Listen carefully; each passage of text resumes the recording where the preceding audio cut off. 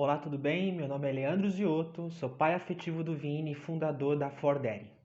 Bom, deixa eu falar um pouquinho de mim e da minha paternidade. Por que eu me apresento como pai afetivo do Vini? Porque eu não sou pai biológico, nem pai adotivo do Vini. O Vini eu conheci ele quando ele tinha 3 anos de idade, hoje ele já tem 13, então eu até brinco que ele tem mais tempo comigo do que semigo. E ele é meu filho afetivo. Por quê? Porque ele é fruto da primeira relação da minha ex-esposa. Eu brinco que eu sempre preciso fazer um infográfico ou um PPT para apresentar a nossa configuração familiar. Então, quando eu conheci a Mariana, que é a mãe biológica do Vinícius, o Vinícius tinha 3 anos de idade. Mesmo separado desde 2016 da Mariana, eu ainda mantenho os cuidados afetivos do Vinícius. Então, por isso que eu sou pai afetivo, não sou pai biológico, não sou pai adotivo, porque o Vinícius tem pai biológico e é um pai presente na criação dele também. Então, sou pai afetivo. Né? Então, o Vini tem pai biológico, tem mãe biológica, tem pai afetivo, que sou eu, tem madrastas, tem padrinhos, madrinhas, avós, tios que cuidam e que fazem essa rede de apoio nossa para criarmos. Eu fico muito feliz e gosto de falar um pouco da minha configuração familiar por dois motivos principalmente. Primeiro, porque eu acho que materializa o ditado africano que eu gosto muito, que fala que precisa de toda uma aldeia para se criar uma criança. E eu acho que o Vinícius tem o privilégio de ter essa aldeia. E uma outra coisa importante é para a gente desmistificar, né, e acolher todos os tipos de configurações familiares. Eu gosto muito de um conceito de família da Unicef, que inclusive é parceira da Forded, que fala que família é um grupo de adultos dispostos a criar e educar uma criança, independente da ligação sanguínea ou parentesca dela. Então eu gosto muito disso, assim. Eu acho que mostra que nós, quando falamos de parentalidades, precisamos falar no plural e com S maiúsculo, para a gente poder acolher e visibilizar todas as configurações familiares e levar os devidos recortes sociais, de classe, de raça, de gênero, porque senão a gente vai correr muito risco de falar de parentalidades hegemônicas e invisibilizar outras formas de famílias, de configurações familiares, e eu acho que todas as configurações familiares merecem respeito, dignidade e visibilidade na sua forma de existir e de criar pessoas. Eu sempre gosto de colocar o Vinícius no meu currículo porque eu falo que se eu trabalho e estudo paternidades e masculinidades é porque é graças a ele. Eu estaria mentindo para vocês se eu falar que, nossa, desde criança o meu sonho é trabalhar e ser pai. Eu já quis ser jogador de futebol, ser grande empresário, astronauta, sei lá, integrante do X-Men, do Power Rangers. A paternidade nunca teve muito atrelada à minha educação, que eu acho que é a educação geral e média de nós homens, né? A paternidade se tornou de fato uma reforma, essa reforma íntima, né? E que eu acho que sempre será uma reforma, acho que nunca acaba, quando eu me tornei pai, de fato, e quando eu me coloquei na responsabilidade de cuidar do Vinícius, que por enquanto é meu único filho. E eu brinco que a Fordere, que é o meu projeto, nasceu numa terça-feira às 4 horas da manhã. Porque eu conheci o Vinícius com 3 anos de idade, mas quando o Vinícius já tinha 4, eu, a Mariana, que é a mãe biológica dele, e ele já morávamos todos na mesma casa, no mesmo apartamento. E eu acho que como todo pai ou mãe que estiver me assistindo vai se identificar que é normal as crianças terem muitos problemas para dormir. Então imagina o Vinícius numa nova casa, uma nova configuração familiar, num novo quarto. Então ele teve um probleminha de alguns meses de adaptação e conseguir dormir no quarto dele sozinho. E aí, assim, era um tormento. E aí o que mais aparece são palpiteiros, né? Assim, pai, mãe, avô, avó, tio, tia, vizinho, vizinha, tentando dar palpites de como nos ajudar, nas melhores das intenções, de como me ajudar a colocar o Vinícius para dormir. E aí eu lembro que nessa terça-feira, no auge do meu desespero, assim, vários dias sem conseguir dormir, o Vinícius acordava assim, constantemente chorando. Que o pai millennium, que é da minha geração, o que a gente faz, né? A gente apela para o Google.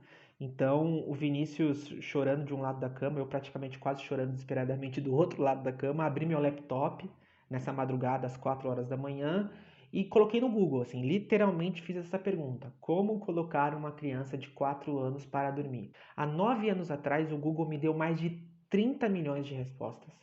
E eu fui bravamente até a quinta página do Google e eu não encontrei nada para nós homens. Assim. Encontrei matérias ruins, mal feitas, encontrei matérias e artigos muito bem feitos, mas todos eram direcionados para as mulheres. Era todo 5 dicas para ajudar as mães a colocar os seus filhos para dormir, mãezinha, supere a falta de sono do seu filho, e assim por diante, assim. E aquilo me intrigou demais, assim, porque pela primeira vez eu tive a noção de entender, talvez, ou de me sentir inserido nesse machismo estrutural e nesse patriarcado que a gente é educado e criado. Eu percebi que nós não naturalizamos os homens a exercer essa função. Então seria muito comum e muito fácil eu gritar a Marina naquele dia e falar: Ó, Mari, não consegui colocar, vem aí que o filho é seu. Né? Então eu brinco que nessa madrugada, quando eu tive o primeiro estalo, né, que foi o estalo, o despertar necessário para eu estudar e trabalhar com o que eu faço hoje, né, paternidades e masculinidades, foi nessa madrugada e com esse incômodo pessoal, assim. Então eu brinco que o Vinícius foi tipo o meu Morpheus do Matrix, sabe? Ele me ofereceu naquela madrugada a pílula azul e a pílula vermelha. Eu tive a sorte de tomar a pílula vermelha e sair, de um certo modo, desse Matrix e que me fez realmente entender os preconceitos e as amarras sociais e morais que temos em relação a criar crianças, a educar, a masculinidades, a gênero. Mas diariamente, homens tomam a pílula azul. E aí eu percebi que tomar a pílula azul não é por mau caratismo, não é por desvio de caráter, não é por má criação. É porque vivemos numa sociedade machista, culturalmente, institucionalmente e estruturalmente, que faz nós naturalizarmos coisas. E a nossa sociedade naturalizou as mulheres a ocuparem esse papel de cuidado. E agora o meu papel como empreendedor social, como fundador da Fordere, é valorizar a economia do cuidado. É falar sobre paternidades, é falar sobre formas de performar uma masculinidade mais saudável e incluir o homem na conta. Porque será impossível nós alcançarmos algum tipo de equidade de gênero, social ou inclusive racial se nós, homens, não ocuparmos o espaço doméstico, não ocuparmos o espaço do cuidado, não valorizarmos essa economia do cuidado. Então a Forded é isso, a Forded é uma plataforma de produção de conteúdo sobre parentalidades, masculinidades e economia no cuidado. E a nossa missão é apoiar sociedade civil, empresas e o próprio poder público no desenvolvimento de ações e iniciativas que visem equidade de gênero, uma educação parental, impacto social, combate ao machismo nos espaços públicos e privados, no combate à violência contra crianças, mulheres e adolescentes. Uma sociedade onde os homens podem fazer parte do problema, eles também podem fazer parte da solução. Para mim, paternidade, ser pai é um título, né? Você pode ser pai biológico, pode ser pai afetivo, pode ser pai adotivo, pode ser pai do coração, pai de mentirinha, pai emprestado. Mas eu gosto mais do que falar de paternidade e pai, é falar de paternar, porque paternar é verbo, né? E eu acho que ser pai é você sair um pouco desse substantivo da paternidade e exercer o verbo do exercício diário, né? Porque a paternidade é isso, a paternidade é um exercício diário, exaustivo, cansativo, frustrante, mas também extremamente prazeroso, alegre, feliz, afetivo e cheio de amor. Eu não gosto de romantizar o que é ser pai. Quando a gente romantiza a paternidade, a gente romantiza o mínimo, né? A gente mostra que homens podem ser o máximo por de repente fazerem o mínimo, né? Que é dividir responsavelmente o cuidado de uma criança. Eu sempre falo que a paternidade foi realmente a minha principal reforma íntima, assim.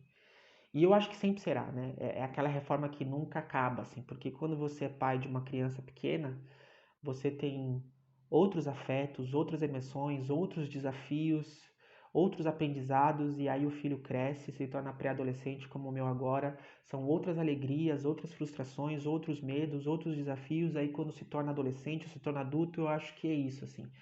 E essa reforma, a gente pode olhar ela como sempre algo trabalhoso, cansativo, exaustivo, ou a gente pode olhar ela como uma forma sempre mágica de uma mudança positiva e de aprendizado, né? E eu gosto de olhar a minha paternidade dessa forma, assim.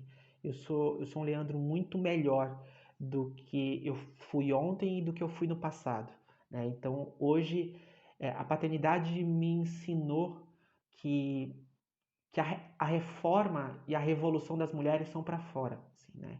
É de conquistar espaço, fala, lugares. A revolução de nós, homens, será interna, assim, é de nós nos reposicionarmos nas nossas relações sociais, familiares e de trabalho. Então, e eu acho que a paternidade ele pode ser sim um desses principais gatilhos de transformação e dessa reforma íntima tão necessária com nós homens. Além de ser talvez, né, da minha geração de homens, talvez uma das principais oportunidades também de desenvolvermos habilidades socioemocionais, né, que sempre nos foi tolhida e castrada na nossa infância.